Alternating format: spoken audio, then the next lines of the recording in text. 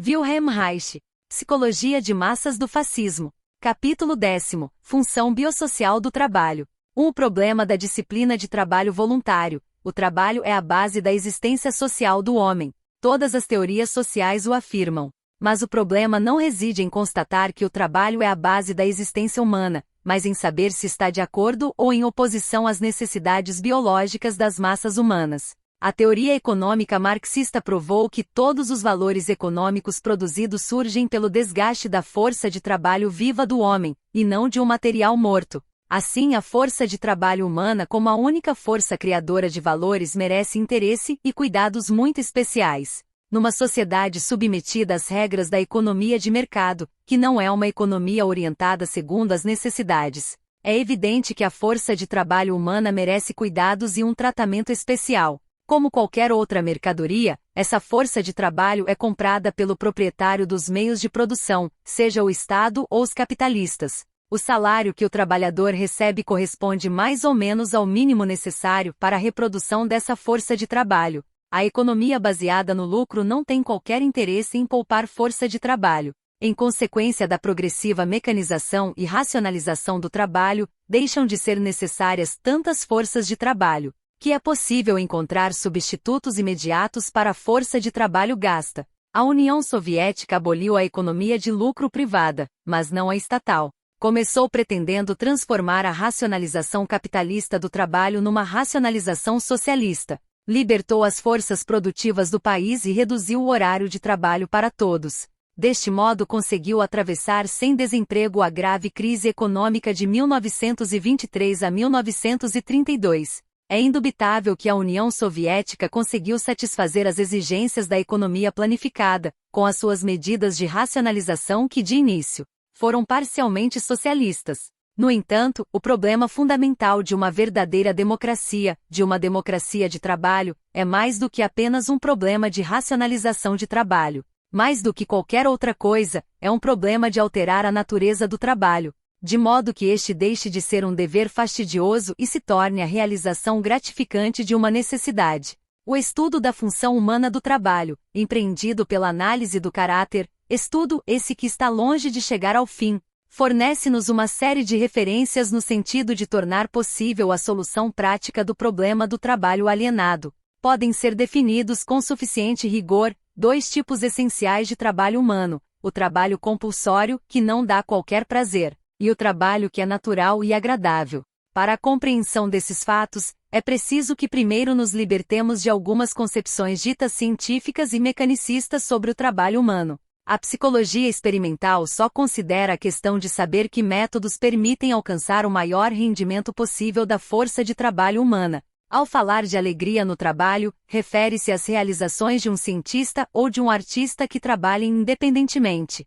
Também a teoria da psicanálise sobre o trabalho incorre no erro de se orientar sempre pelo padrão do trabalho intelectual. O estudo do trabalho humano, do ponto de vista da psicologia de massas, parte corretamente da relação do trabalhador com o produto do seu trabalho. Esta relação contém um aspecto de economia social e relaciona-se com o prazer que o trabalhador extrai do seu trabalho. O trabalho é uma atividade biológica fundamental que assenta, de modo geral, tal como a vida, em pulsações de prazer. O prazer que um pesquisador independente sente por seu trabalho não pode ser tomado como padrão do trabalho em geral. Do ponto de vista social, e qualquer outro ponto de vista não teria nada a ver com a sociologia. O trabalho no século XX está inteiramente dominado pela lei do dever e pela necessidade de subsistência. O trabalho realizado por milhões de trabalhadores no mundo inteiro não lhes proporciona nem prazer nem satisfação biológica. Enquadra-se, de maneira geral, no tipo de trabalho compulsório.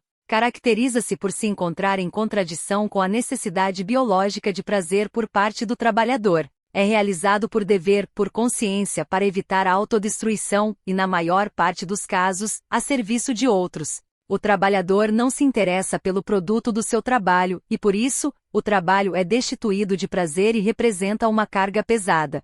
Ora, qualquer trabalho que se baseia na obrigação, e não no prazer, não só contraria as regras da economia biológica, como também é pouco produtivo do ponto de vista econômico. O problema é importante e pouco se conhece a seu respeito. Tentemos primeiramente uma perspectiva geral. É evidente que o trabalho mecanicista, e que não proporciona satisfação biológica, é um produto da concepção mecanicista da vida em geral e da civilização da máquina. Poderá a função biológica do trabalho ser conciliada com a sua função social? É possível que sim, mas não sem uma correção radical de velhas concepções e instituições. O artesão do século XIX ainda tinha uma relação plena com o produto do seu trabalho, mas se tal como acontece numa fábrica Ford, o trabalho do operário consiste, durante anos a fio, em realizar um único gesto num detalhe do produto que está sendo fabricado, sem nunca ver o total, então é evidente que não se poderá falar de trabalho satisfatório. A divisão especializada e mecanizada do trabalho, aliada ao sistema do trabalho assalariado, faz com que o trabalhador não tenha qualquer relação com a máquina. É possível argumentar que, apesar de tudo, existe uma necessidade de trabalhar, uma gratificação natural no trabalho, a qual é inerente ao próprio ato de trabalhar. É certo que a atividade em si representa uma certa satisfação biológica, mas a maneira como essa atividade se encontra comprimida na economia de mercado anula a satisfação proporcionada pelo trabalho e a vontade de trabalhar. Sem dúvida nenhuma, uma das tarefas mais prementes da democracia do trabalho é harmonizar as condições e formas de trabalho com a necessidade de trabalhar e a satisfação no trabalho, isto é, eliminar o antagonismo entre trabalho e prazer. Isto abre um terreno imenso a ser explorado pelo pensamento humano. Será possível, e de que modo, manter a atual racionalização e mecanização do trabalho, sem contudo destruir a satisfação de trabalhar? É perfeitamente admissível que o trabalhador possa ter contato com o produto total do trabalho, sem no entanto ser suprimida a divisão do trabalho. A alegria experimentada no trabalho é um elemento essencial que nunca pode ser excluído do processo de transformação do homem de escravo do trabalho em senhor da produção. Quando os homens voltarem a ter uma relação direta com o produto do seu trabalho, assumirão também com prazer a responsabilidade que hoje não têm ou se recusam a ter. Poder-se-ia dizer, citando o exemplo da União Soviética: vocês, os adeptos da democracia do trabalho, são utopistas e visionários, embora se vangloriem de ver a realidade de um modo não sentimental. O que é feito da eliminação da divisão do trabalho, no paraíso dos trabalhadores que é a União Soviética? O que é feito do prazer no trabalho? O que é feito do sistema de salários e da economia de mercado? Vocês não veem, a partir dos resultados da Revolução Operária, como são impossíveis e ilusórias as suas concepções epicuristas sobre o trabalho? A resposta a esse argumento é a seguinte: apesar dos progressos da ciência, o misticismo das massas é, em 1944, mais forte do que nunca. Isso é incontestável. Mas se o objetivo pretendido, neste caso a racionalidade das massas humanas, não foi atingido, isso não significa que ele não pode ser concretizado. O problema fundamental continua a ser o seguinte: o objetivo da satisfação no trabalho é realista ou utópico? Se este objetivo for realista, se corresponde ao desejo profundo de todos, deve-se perguntar que obstáculos se opõem à sua concretização.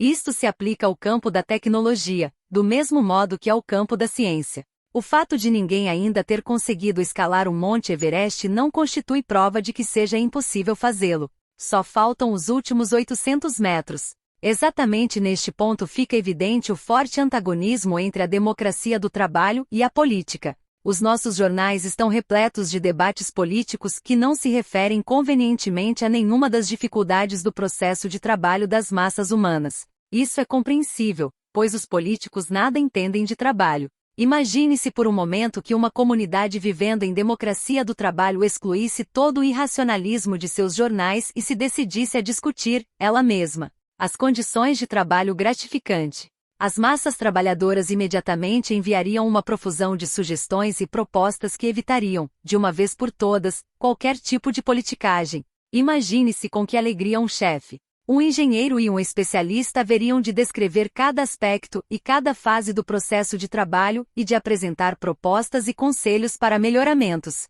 Discutiriam e competiriam uns com os outros. Haveria debates acalorados. Tudo isso seria maravilhoso. Foram precisos séculos para se chegar à ideia de construir as fábricas, não como prisões, mas como lugares plenos de luz, de ventilação, de banheiros, de cozinhas e de outros recursos. As necessidades da economia de guerra introduziram os aparelhos de rádio nas fábricas. Este processo se desenvolveria ilimitadamente se os trabalhadores, e não os políticos, estivessem no controle da imprensa. Nos primeiros 5 anos, a economia soviética estabeleceu algumas bases para a democracia do trabalho. Assim, por exemplo, decidiu-se suprimir a preparação profissional unilateral da juventude por uma preparação geral e completa para a vida profissional. Deste modo se procurou neutralizar as desvantagens da divisão do trabalho. Também diminuiu a oposição entre trabalho físico e trabalho mental. Os jovens recebiam um preparo físico e mental tão completo para a vida profissional, que cada membro da sociedade podia ser empregado em qualquer uma das fases do processo de trabalho. Por exemplo, os empregados das grandes empresas eram transferidos periodicamente de uma função a outra. Fazia-se uma permuta entre trabalhadores de empresa de ramos diversos. Os trabalhadores especializados com um bom preparo, que assumiam a direção de uma empresa, regressavam depois de algum tempo ao trabalho junto das máquinas, para impedir que perdessem o contato com o trabalho e se transformassem em burocratas administrativos. A autogestão das empresas encontrou expressão na criação do chamado Diretório Tripartido. Todas as empresas eram dirigidas por trabalhadores da própria empresa, para isso eleitos pelo conjunto dos trabalhadores. Desta forma, os trabalhadores da empresa participavam diretamente na direção. Realizavam-se reuniões especiais para discutir sobre a produção da empresa. Estes e outros fatos mostram que foi aberto o caminho para a restauração da unidade entre o aspecto de produção e o aspecto de prazer do trabalho. Neste ponto, o adversário da democracia do trabalho poderia argumentar triunfalmente que a maior parte destas inovações não pôde ser mantida, que, por exemplo, as discussões sobre a produção degeneraram com o tempo em mera formalidade, ou foram totalmente suprimidas. A isto respondemos: os irmãos Wright não tornaram o voo possível, embora Ícaro e Dédalo na Antiguidade, e Leonardo da Vinci na Idade Média, tenham fracassado em seus esforços para voar. As primeiras iniciativas no sentido de estabelecer a democracia do trabalho nas empresas, na União Soviética, fracassaram porque a reorganização da direção das empresas não acompanhou a reestruturação da estrutura humana. Esse fracasso constitui uma lição que poderá evitar erros na próxima experiência. O diretório tripartido e a autogestão das empresas foram abolidos quando um só diretor assumiu a direção da empresa, assumiu a responsabilidade individual e avançou para uma posição de liderança independente. Esse diretor era ainda originário da classe trabalhadora, isto é, dos trabalhadores da empresa em questão. Mas este diretor autônomo da empresa era logo forçado a desenvolver todas as características de um fiscal, de um burocrata ou de um dominador, o qual já não fazia parte das massas de trabalhadores. É esta a origem da chamada classe dominante na União Soviética. Mas isto não invalida o fato de que todo o processo de trabalho é e deve ser natural e necessariamente baseado em um processo de democracia do trabalho. A autogestão é uma característica espontânea do trabalho.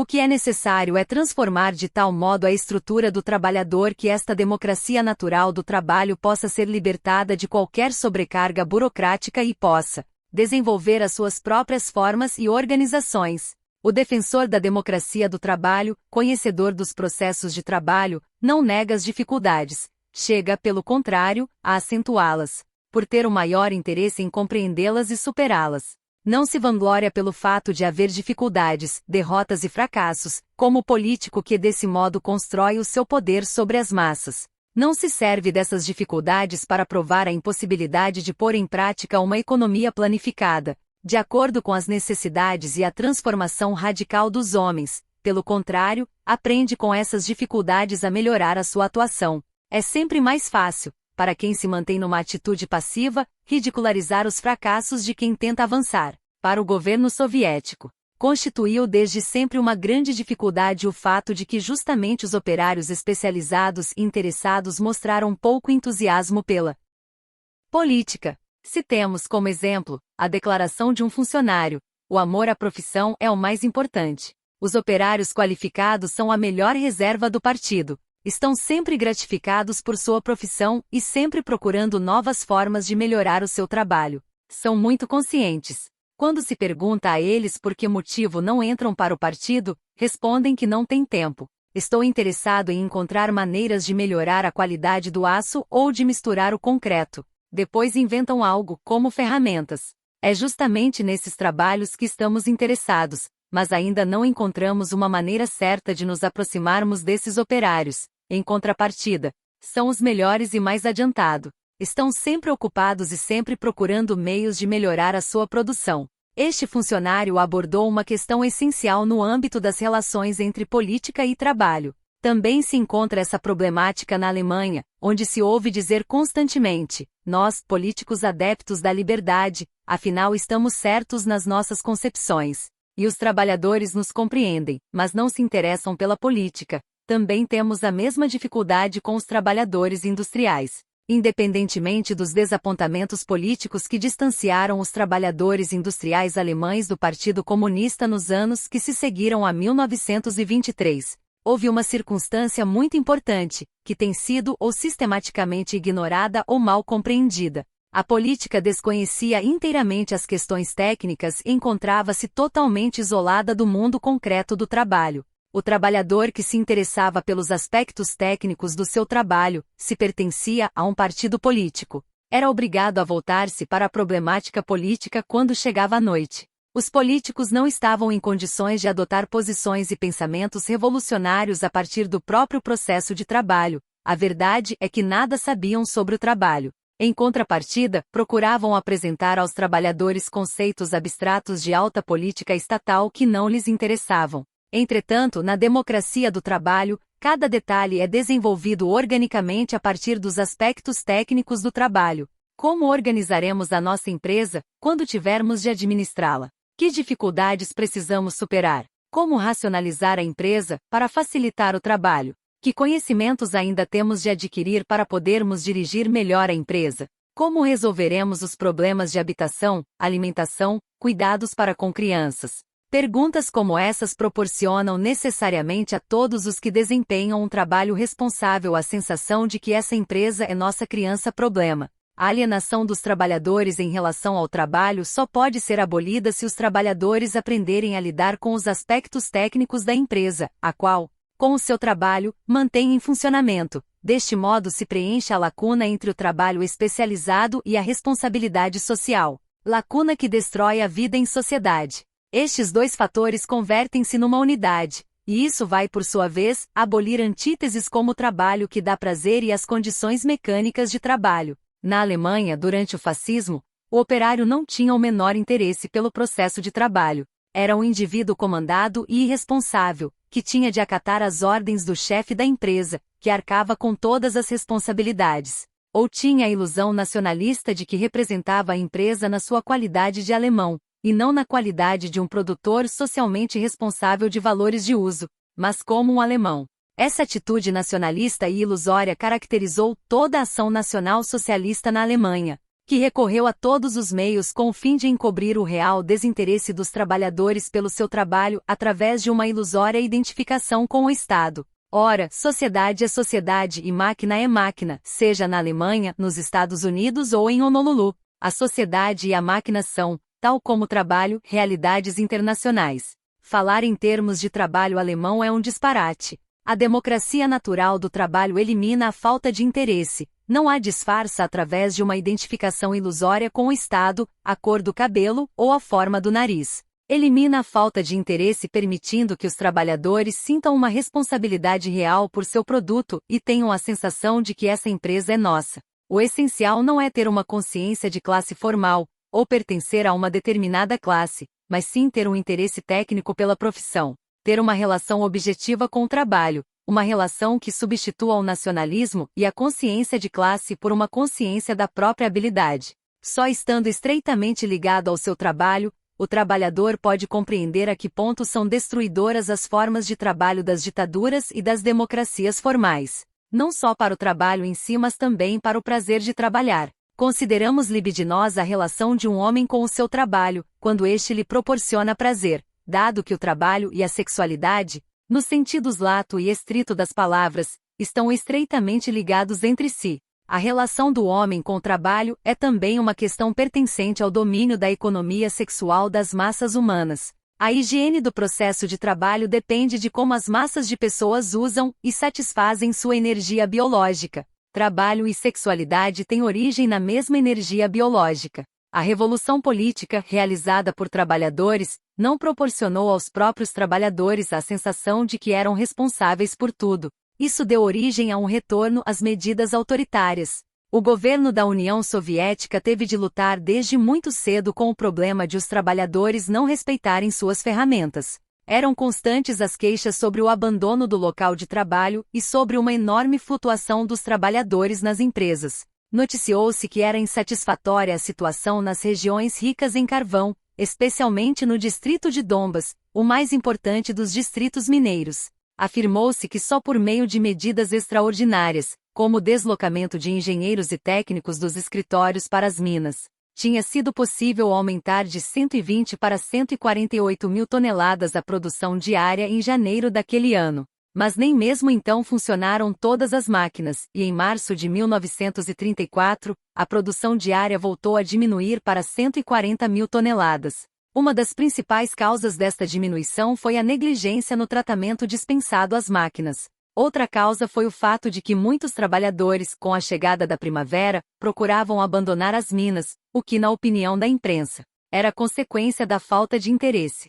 Durante os meses de janeiro e fevereiro, 33 mil trabalhadores deixaram as minas, e foram empregados mais 28 mil trabalhadores. Pensa-se que teria sido possível evitar esse grande êxodo, se a direção tivesse proporcionado melhores condições de vida aos trabalhadores e maiores possibilidades de recreação para suas horas de lazer. Ora, tudo isto se constituía num dilema para o economista cético e alienado. O tempo livre serve, sem dúvida alguma, para distração e para compartilhar a alegria de viver. É verdade que nas empresas foram instalados clubes, salas de teatro e outras instalações para recreação. Isso significa que se adivinhava a importância da alegria de viver para a higiene do processo de trabalho. Mas oficialmente e sobretudo na ideologia social, o trabalho foi definido como a essência da vida e considerado como a antítese da sexualidade. No filme O Caminho para a Vida, estoura uma revolta numa fábrica operada e administrada por delinquentes juvenis, durante a primavera.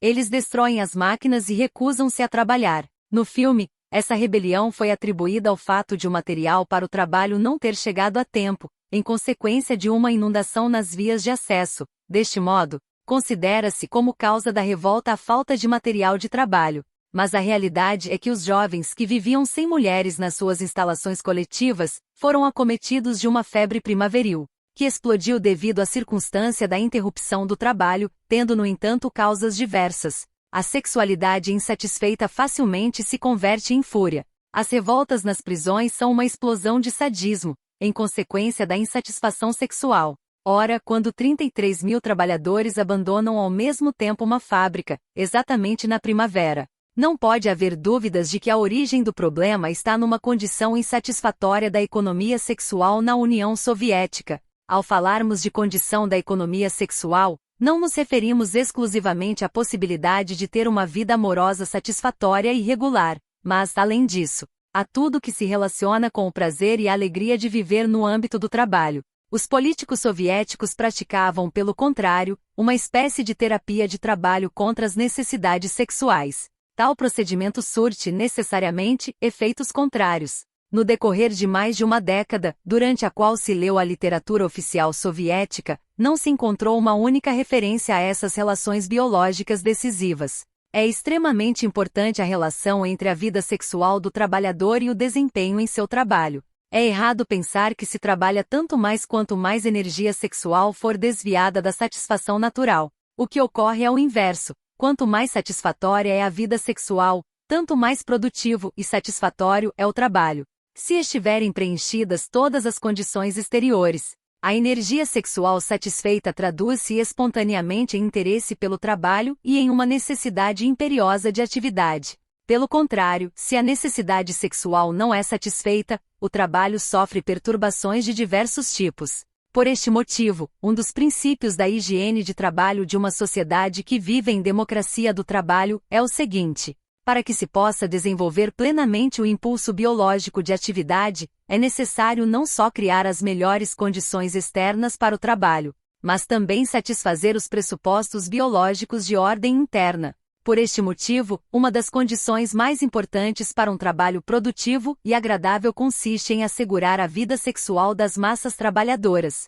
O grau em que o trabalho contribui para destruir a alegria de viver numa sociedade. O grau em que o trabalho é apresentado como dever. Quer se trate de um dever para com a pátria, o proletariado ou a nação, ou qualquer outro nome que estas ilusões costumam ter, constitui um padrão seguro para o julgamento do caráter antidemocrático da classe dominante de uma sociedade, tal como dever, Estado, ordem e disciplina, sacrifício, também alegria de viver, democracia do trabalho, autorregulação, trabalho agradável e sexualidade natural são elementos intimamente ligados uns aos outros. A filosofia acadêmica desperdiça tempo e energias na tentativa de saber se existe ou não uma necessidade biológica de trabalhar. Também neste ponto, é a falta de experiência viva que impede a solução do enigma. O impulso para a atividade origina-se em fontes biológicas de excitação do organismo, portanto, é um impulso natural. Contudo, as formas de trabalho são determinadas socialmente, e não biologicamente. O impulso humano para a atividade satisfaz-se espontaneamente na execução de tarefas e objetivos profissionais, pondo-se a serviço da satisfação de necessidades sociais e individuais. Aplicado à higiene do trabalho, o trabalho deve ser organizado de modo a possibilitar o desenvolvimento e a satisfação da necessidade biológica de atividade. Esta função exclui qualquer forma de trabalho moralista e autoritário, desempenhado sob a compulsão do dever, por não tolerar um tom de comando. Pressupõe as seguintes condições. Primeiro, criação de melhores condições externas de trabalho, com proteção no trabalho, redução do horário de trabalho, revezamento nas funções de trabalho e criação de uma relação direta do trabalhador com o produto do seu trabalho. Segundo, liberação dos impulsos naturais de atividade, com a prevenção da formação da couraça rígida de caráter. Terceiro, criação de todas as condições necessárias para que a energia sexual possa ser convertida em interesse pelo trabalho. Quarto, possibilidade de ser satisfeita, e realmente satisfeita, a energia sexual. Para isso, é preciso assegurar a reunião de todas as condições para uma vida sexual de homens e mulheres trabalhadores que seja inteiramente satisfatória, baseada nos princípios da economia sexual e aceita pela sociedade, com boas condições de habitação, meios anticoncepcionais e adoção dos princípios de economia sexual na orientação da sexualidade infantil e juvenil.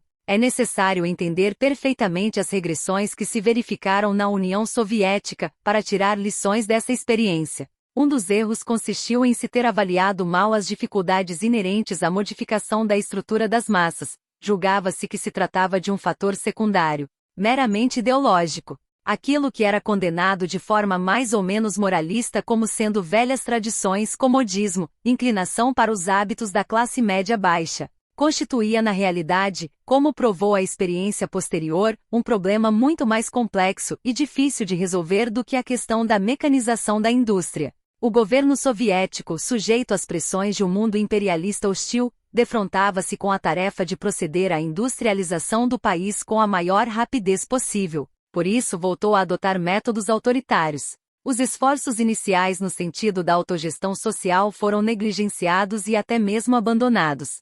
Acima de tudo, o esforço para converter o trabalho compulsivo e autoritário em trabalho biologicamente satisfatório e voluntário fracassou. A verdade é que o trabalho continuou a ser efetuado quer sob a pressão de uma forte concorrência, quer através do mecanismo de uma identificação ilusória com o Estado. Começou a se verificar, como Joseph Stalin constatou no 17º Congresso do Partido Comunista da União Soviética, uma despersonalização do trabalho, uma indiferença em relação ao material que era trabalhado e aos produtos destinados aos consumidores. A Inspeção Operária e Camponesa, criada em 1917 junto ao Comitê Central, com a finalidade de controlá-lo, mostrou-se inadequada, apesar de ser uma organização plenamente democrática. Início da citação de Joseph Stalin, abre aspas, de acordo com sua organização. A Inspeção Operária e Camponesa não pode controlar adequadamente a execução do trabalho. Há alguns anos, quando o nosso trabalho no domínio econômico era mais simples e menos satisfatório,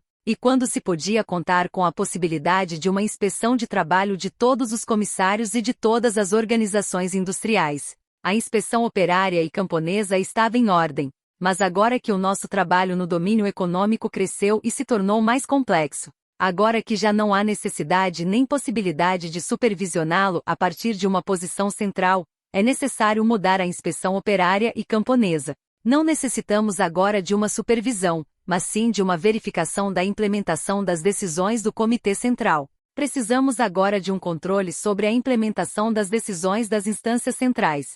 Precisamos agora de uma organização que, sem se propor o objetivo pouco agradável de supervisionar tudo, seja capaz de concentrar toda a sua atenção na tarefa de controlar e verificar a implementação das decisões das instituições centrais. Essa organização só pode ser a Comissão Soviética de Controle do Conselho do Comissariado da União Soviética. Esse comissariado deve ser responsável perante o Conselho dos Comissários e deve ter representantes locais que sejam independentes das organizações locais. Mas para assegurar que ele tenha autoridade suficiente e possa, em caso de necessidade, chamar qualquer funcionário responsável para prestar contas, é necessário que os candidatos a membros da Comissão Soviética de Controle sejam indicados pelo Congresso do Partido e aprovados pelo Conselho dos Comissários e pelo Comitê Central da União Soviética. Creio que só uma organização desse tipo estará em condições de fortalecer o controle soviético e a disciplina soviética. É necessário que os membros desta organização sejam indicados e demitidos apenas pelo órgão superior,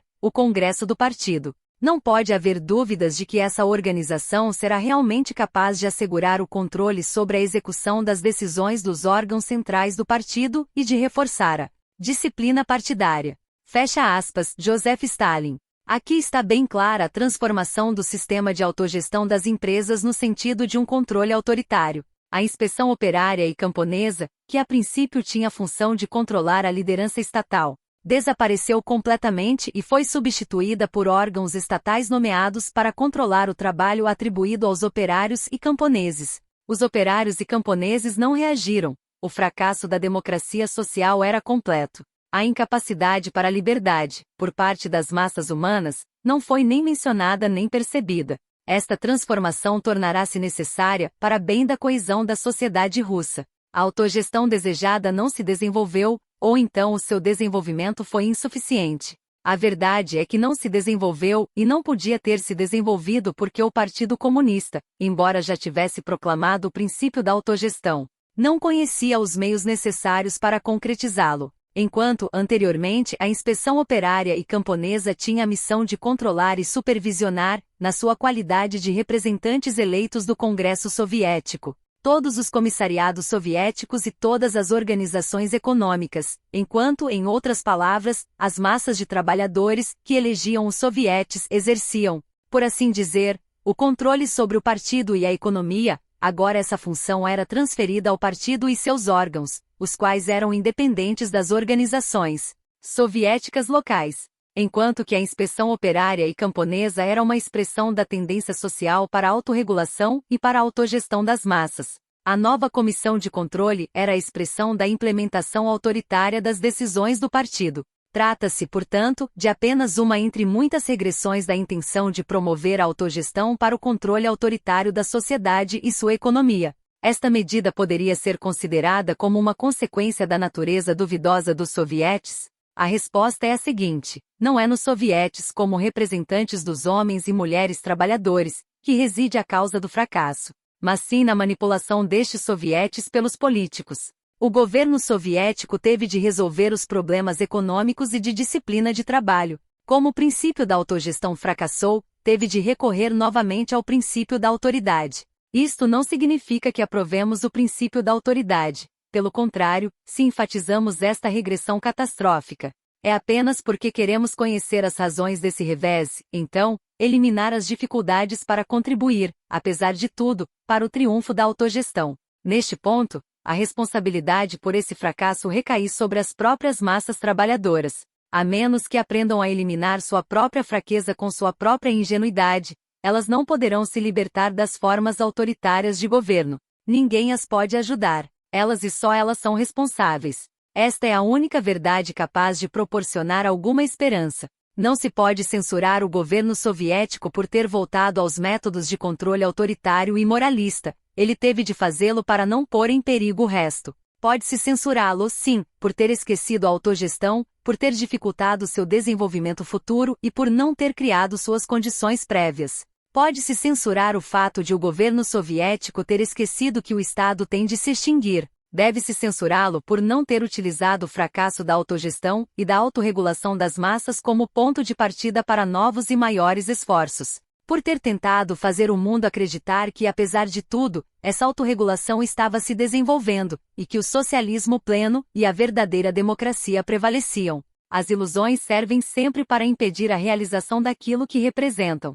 Por isso, é evidente que o primeiro dever de todo verdadeiro democrata é constatar, expor e ajudar a resolver essas dificuldades de desenvolvimento. Uma ditadura declarada é muito menos perigosa do que uma democracia aparente. É possível defender-se da primeira, a última é como uma alga presa ao corpo de um afogado. Por isso não podemos poupar aos políticos soviéticos a acusação de desonestidade. Prejudicaram, mais do que Adolf Hitler, o desenvolvimento da verdadeira democracia. Esta acusação é dura, mas inevitável. Não se pode apenas falar em autocrítica. É necessário exercê-la, por mais dolorosa que seja. O fracasso da autogestão e da autonomia na União Soviética levou a uma organização de disciplina de trabalho que se manifestou claramente na apresentação militarista do primeiro plano quinquenal. A ciência da economia política era uma fortaleza, e o objetivo da juventude era capturá-la. Os jornais informavam sobre as campanhas e as frentes, como no tempo da guerra, exércitos de trabalhadores venciam batalhas, brigadas atravessavam desfiladeiros, batalhões de ferro travavam combates sob o troar dos canhões, determinavam-se planos. Os desertores eram expostos ao ridículo público, efetuavam-se manobras, as pessoas eram alarmadas e mobilizadas. A cavalaria ligeira se apossava dos postos avançados de comando em ataques perigosos. Estes exemplos extraídos da literatura soviética bastam para mostrar que a implementação do gigantesco plano quinquenal só era possível com o auxílio de uma ideologia, inspirada num clima de guerra e que por sua vez recriava tal clima. Na base de tudo isso estava um fato real, a incapacidade das massas para a liberdade. A aceleração da industrialização serviu para edificar o poder militar do país, uma vez que a revolução social não se materializou no Ocidente, e que, acima de tudo, a autogestão da sociedade soviética não se desenvolveu. A situação na Rússia soviética era de fato comparável a um estado de guerra. A diplomacia soviética enfrentava então a difícil missão de evitar confrontos militares, especialmente o confronto com o Japão, devido à ferrovia da China Oriental e da Manchúria. Mas aquilo que, em virtude da situação objetiva, era inevitável e mesmo útil no momento, visto que dava à União Soviética a possibilidade de se armar contra os ataques imperialistas, acabaria por ter duas consequências devastadoras.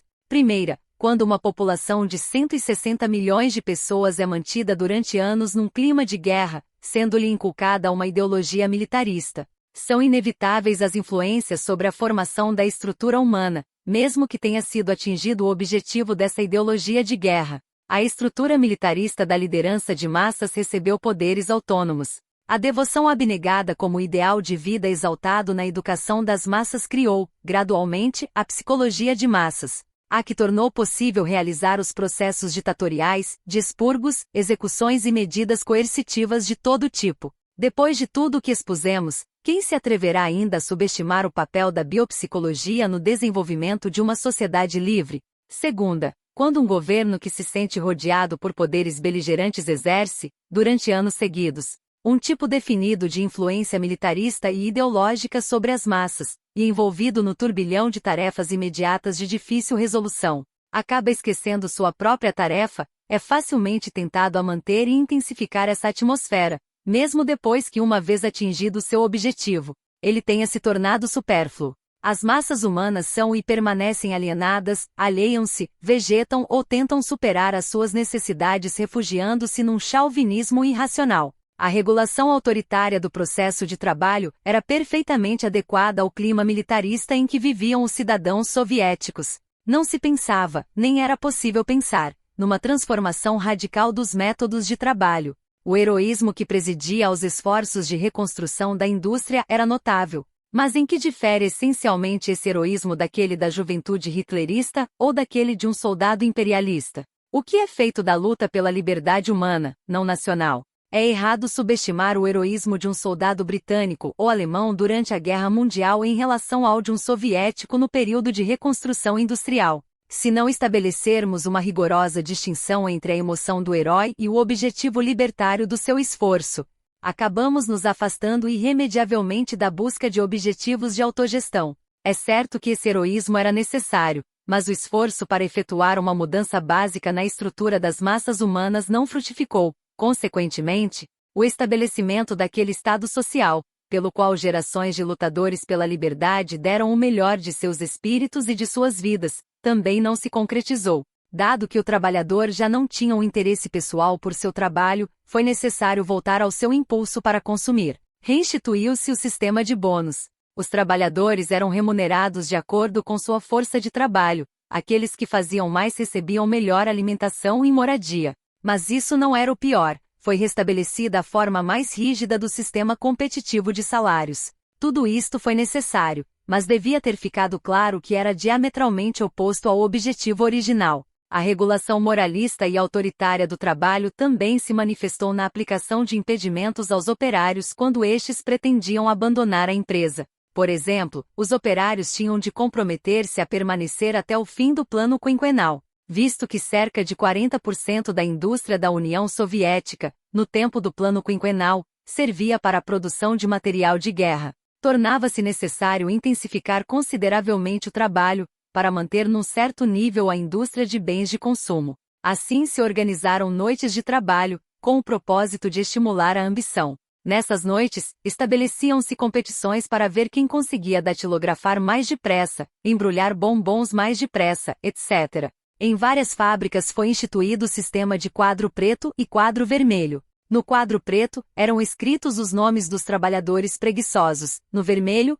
os dos trabalhadores bons e diligentes. Ignoraram-se os efeitos produzidos pela exaltação moral de uns e pela humilhação de outros sobre a formação do caráter. Mas, a partir de tudo o que sabemos sobre a aplicação dessas medidas, podemos concluir com segurança que os efeitos sobre a formação da estrutura humana foram desastrosos. Aqueles que viam o seu nome escrito no quadro preto tinham, sem dúvida, sentimentos de vergonha, inveja, inferioridade e mesmo ódio. Os que eram inscritos no quadro vermelho podiam vangloriar-se face aos outros concorrentes, podiam sentir-se vitoriosos, podiam dar vazão à sua brutalidade e fazer triunfar a sua ambição. Mas, na realidade, os vencidos em tal concurso não eram necessariamente os inferiores. Pelo contrário, temos o direito de supor que alguns dos negros eram homens estruturalmente mais livres, mesmo que mais neuróticos. E, em contrapartida, o vencedor não era necessariamente um ser humano livre, pois exatamente aquilo que se estimulava nele corresponde às características principais dos ambiciosos, dos fanfarrões, numa palavra, de pessoas vítimas da peste emocional. Uma pequena poesia que tinha o objetivo de estimular a disciplina de trabalho, mostra como se pensava pouco na extinção do Estado e na transmissão das suas funções aos cidadãos. Início da citação, abre aspas. O Estado tem necessidade para o colcós de muitos agitadores fortes como o aço. Desde o Pacífico até Minsk, desde Vatka até a Crimeia, a terra fértil espera pelos tratores. O Estado apela. Em frente, todos em frente. Avançai. Dia e noite empunhamos os martelos, golpe a golpe, construímos todos os dias 100 novos cavalos de aço para a nossa terra. Fecha aspas, autor não informado. Note-se a expressão, o Estado tem necessidade, em vez de nós temos necessidade. O político economicista pode não considerar essa diferença como relevante, mas a verdade é que é de importância decisiva para a reestruturação do caráter do homem. O chamado movimento de Stakhanov constituiu um indício significativo da deterioração da função do trabalho. Chamava-se stakhanovistas aos operários que ultrapassavam em muito o nível médio de produtividade das empresas. Stakhanov fora o primeiro operário industrial a estabelecer recordes de produtividade do trabalho. É evidente que na base desse movimento esteve a falta de interesse das massas trabalhadoras pelo seu trabalho. A verdade incontestável era que a União Soviética precisava aumentar a produção. Dado o fracasso das massas trabalhadoras em atingir o objetivo voluntariamente, recorreu-se ao sistema de recordes, que estimula a ambição, e ainda a um amplo leque salarial. Mas a necessidade deste processo não deve desviar a nossa atenção do problema principal. Um aumento mínimo do interesse pelo trabalho e da capacidade de trabalho de cada trabalhador teria sido suficiente para tornar supérfluo o movimento stacanovista. Mas, para isso, teria sido necessária uma completa transformação da política sexual e da educação sexual na União Soviética. Faltavam, contudo, os conhecimentos e a vontade necessária para isso. A adoção do stacanovismo teve sérias consequências na formação da estrutura de caráter do homem.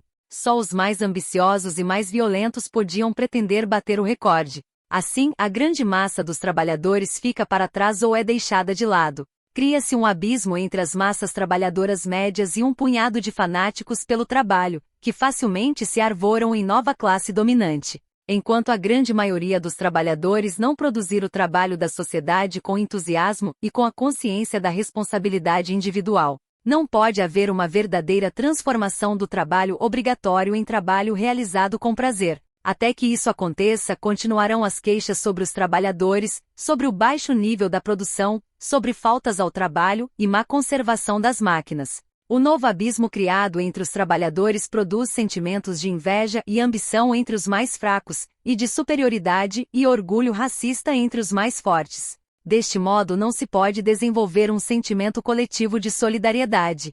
Prevalecem necessariamente as denúncias e reações características da peste emocional. As opiniões dos ideólogos nacional-socialistas e fascistas, ao apreciarem o caráter democrático ou não democrático de determinado processo, constituem um bom padrão. É que quando políticos nacionalistas, chauvinistas, militaristas e imperialistas elogiam, há razões para desconfiar. Assim Menert escreve, início da citação de Menert, abre aspas, frequentemente, o acolhimento dispensado aos consomols que vem ajudar uma fábrica a aumentar a produção. É pouco amistoso, pois não costumam ser muito brandos os métodos com que os membros das brigadas estimulam os trabalhadores a intensificar a produção. Os correspondentes dos trabalhadores que descobrem e publicam tudo nos jornais, são especialmente odiados. A falta de instrumentos de trabalho e de matérias-primas, o alojamento em grande parte miserável, e a resistência passiva de muitos trabalhadores, são frequentemente superiores às forças dos membros dos consomols. E houve casos em que aqueles que chegavam com canções entusiásticas voltavam a partir com lágrimas de desespero. Fecha aspas Menert. Este é o relato dos fatos. Temos agora o elogio fascista ao espírito soviético. Início da citação de Menert, abre aspas, este mito é simples e claro. No nosso tempo, o qual é desprovido de mitos e sedento de mitos, ele produz um efeito fascinante. E como todos os mitos, criou um ethos que já é acalentado por milhões de pessoas e que de ano para ano, se expande cada vez mais. Para os russos, esse ethos é, a necessidade é grande e são ambiciosos os objetivos que nos propusemos alcançar. Só os alcançaremos se lutarmos contra o mundo inteiro que nos odeia e nos teme, contra os inimigos que temos à nossa volta e dentro das nossas próprias fileiras. À medida que nos aproximarmos do socialismo, diminuirá a miséria. Mas só triunfaremos se formos um por todos e todos por um. Todos somos responsáveis uns pelos outros. Se durante a guerra, há uma fábrica que produz armamento deficiente, trata-se de um crime contra o conjunto da população, e não apenas contra os soldados que morrem por sua causa. Se hoje uma fábrica produz máquinas defeituosas, comete um crime contra o socialismo, contra todos nós que lutamos pela sua construção. Desertar da frente de batalha não é uma falta em relação ao oficial, mas sim uma traição aos camaradas. Desertar da frente do plano quinquenal e do socialismo não é fazer greve contra o empresário, mas é um crime contra todos nós, pois é nosso país, nossas fábricas e o nosso futuro. Fecha aspas Menert. A estrutura humana que é formada a partir dessa disciplinação de trabalho é também impregnada de fanatismo religioso e de resistência passiva e entorpecida. Aconteceu sempre que o ethos de alguns, com a sua disciplina, teve como consequência a incompetência da grande maioria das pessoas. É possível que os mitos e os ethos sejam heróicos, mas constituem sempre medidas perigosas, antidemocráticas e reacionárias. É uma questão de caráter, vontade, convicção, prazer em assumir a responsabilidade e entusiasmo das grandes massas de homens e mulheres trabalhadores. Elas têm que ter vontade e ser capazes de defender a sua própria vida e insistir no valor de sua experiência. Um ethos baseado na miséria das massas, exigindo tão grandes sacrifícios e tanta disciplina que só alguns estão à sua altura. Um ethos que é tão severo, e continua a ser tão severo, que mesmo aqueles que o apoiam não conseguem acompanhá-lo, poderá ter um efeito de elevação. Mas ele nunca resolverá um só problema objetivo da comunidade social. Um autêntico democrata, um adepto da democracia do trabalho, que não pode chegar às massas por causa de um tal ethos, simplesmente exclamará: esse ethos que vá para o inferno. Foi necessária a regulação autoritária e nacionalista do processo de trabalho na União Soviética? Sim. Essa regulação foi capaz de armar o país? Sim. Essa regulação foi uma medida progressiva, destinada a estabelecer a autogestão da sociedade russa? Não.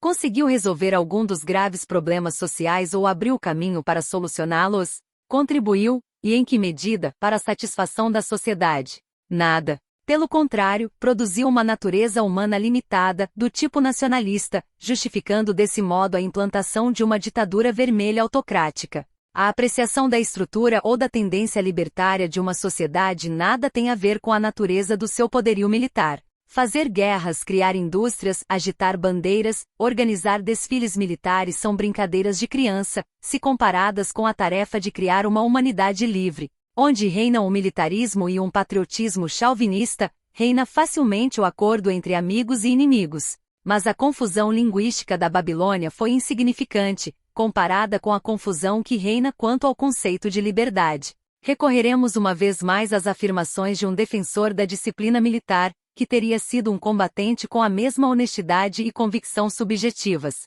tanto por uma América ansiosa por democracia como por uma América a caminho do fascismo. Em 1943, o capitão Rickenbacker visitou oficialmente a União Soviética. Depois do seu regresso, o jornal New York Times inseria, no número de 18 de agosto, um artigo bastante detalhado contendo as suas impressões. Início da citação, abre aspas, o capitão Rickenbacker observou que enquanto nos últimos anos a Rússia se inclinou para a direita, os Estados Unidos, nesses mesmos anos, tenderam para a esquerda.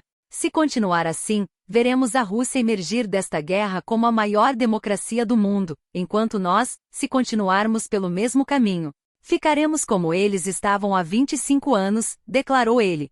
O senhor quer dizer com isto que a Rússia se dirige para o capitalismo enquanto nós nos dirigimos para o bolchevismo? Perguntaram ao capitão Rickenbacker. Sim, em certo sentido, respondeu ele. Entre as coisas que mais o impressionaram na Rússia estão a disciplina de ferro nas instalações industriais, a punição severa do absenteísmo crônico, que pode chegar até a perda do emprego, obrigando a entrar na fila dos desempregados, incentivos pecuniários, trabalho obrigatório em horas extraordinárias e ausência de dificuldades trabalhistas. Diz o capitão Rickenbacker que os russos trabalham 8 horas por dia, 6 dias por semana, com um acréscimo eventual de 3 horas extraordinárias. O bolchevismo na Rússia não corresponde àquilo que os entusiastas do comunismo neste país nos levaram a acreditar. Tem se desviado constantemente para a direita nos últimos 12 meses, o que é evidente de muitas maneiras. Em parte nenhuma vi tanto respeito pelas fileiras do exército como na Rússia, da base ao topo,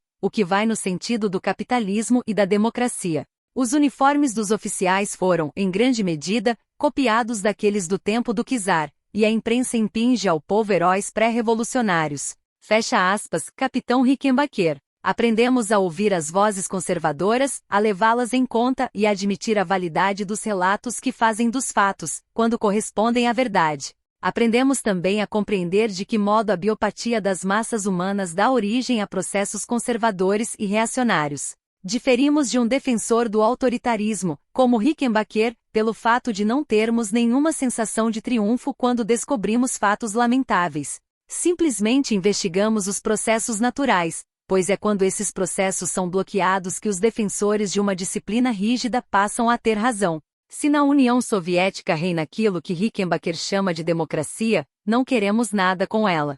Não podemos equiparar capitalismo e democracia. A liberdade não pode ser inferida a partir de uma organização militar. Elogiar a União Soviética de hoje e renegar o desenvolvimento da democracia social da Rússia, durante a época de Vladimir Lenin, significa eliminar qualquer possibilidade de enxergar com maior clareza. As afirmações ridículas como a que foi citada acima só são possíveis se a história de um país e sua luta amarga pela libertação da escravidão não forem conhecidas. Rickenbacker aponta a União Soviética de 1943 como um modelo para os Estados Unidos.